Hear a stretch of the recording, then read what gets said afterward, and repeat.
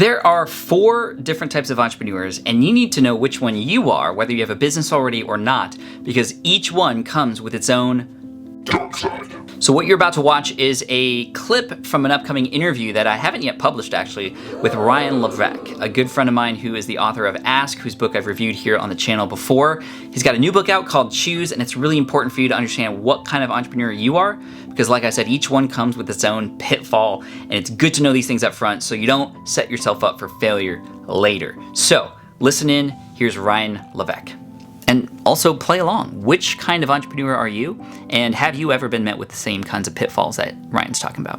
There are really 4 different types of people that I've found who want to start a business. It's what I call the 4 different entrepreneurial types. So the first type of entrepreneur is what we call the mission-based entrepreneur.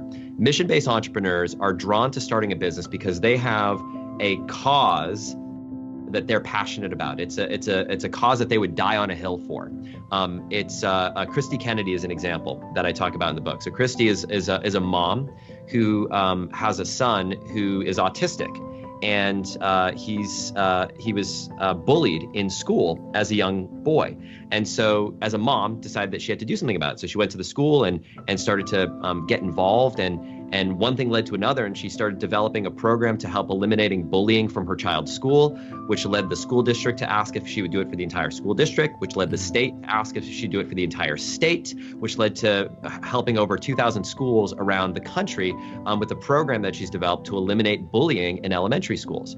Now, she's an example of that mission-based entrepreneur, right? Someone who's drawn to move people away from something negative in life and then build a business around it. And it's in contrast with the second type of entrepreneur, which is the passion-based entrepreneur.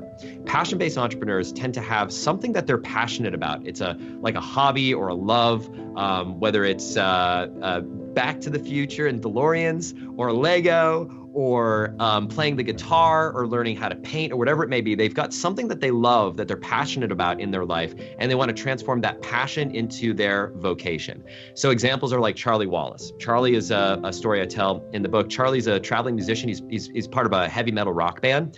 And to make a little bit of extra money, he started teaching people how to play guitar online. Well, he ended up growing that into a business that makes over $2 million a year. They just released their first LP, and it landed on the Billboard charts, the hard rock Billboard charts at like number 13. He was, named one of the top 30 entrepreneurs under the age of 30 by Forbes, and he's just on this rocket ship.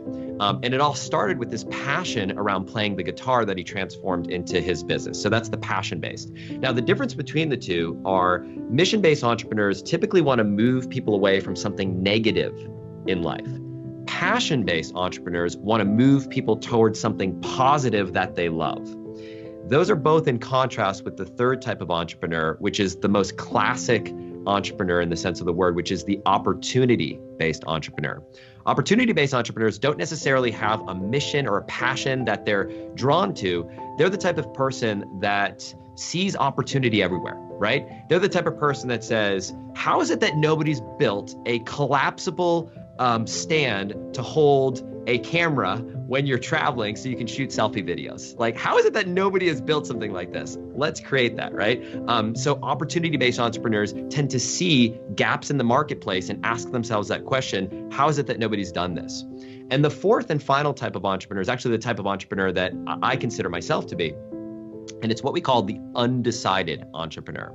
Now, the undecided entrepreneur is someone who knows they want to start a business. They know they want to go into business for themselves, but they just don't know what that would be.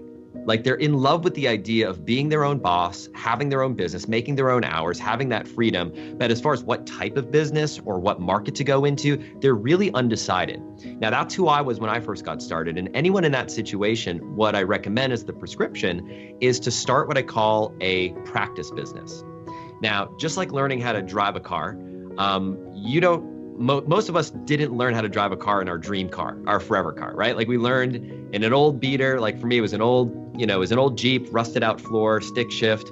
That's what I learned how to drive. But here's the thing, the skill of driving, learning that skill to drive a car is something that you carry with you for the rest of your life.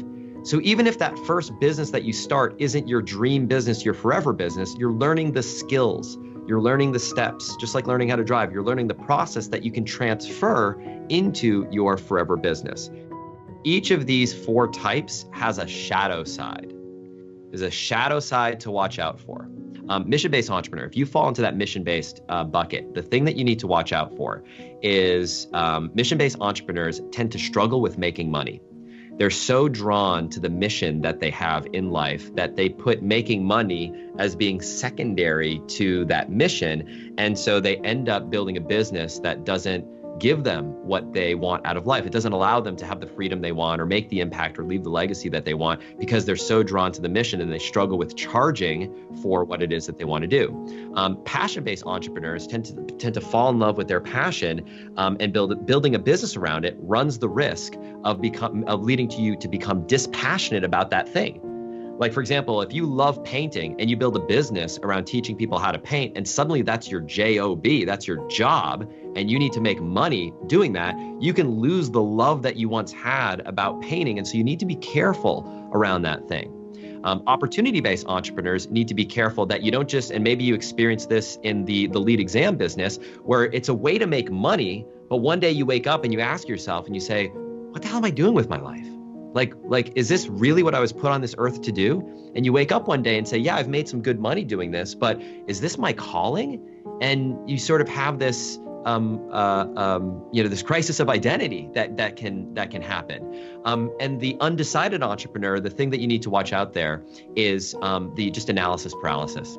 It's just swimming in that forever sea of maybe this business, maybe that business, maybe this business, maybe that business, and never actually picking something and taking the steps to move forward. So once you kind of identify who you are, you can be aware of the shadow side to watch out for and just notice those signs in you that can hold you back from doing what it is that you want to do.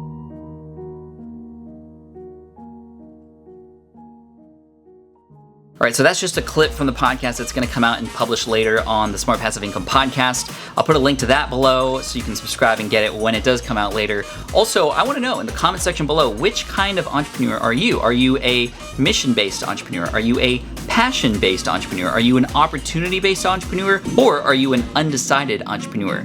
Also, no matter what kind of entrepreneur you are, I know that there's videos here on this channel in the archive and coming out that can serve you as an entrepreneur. That's why I'm here.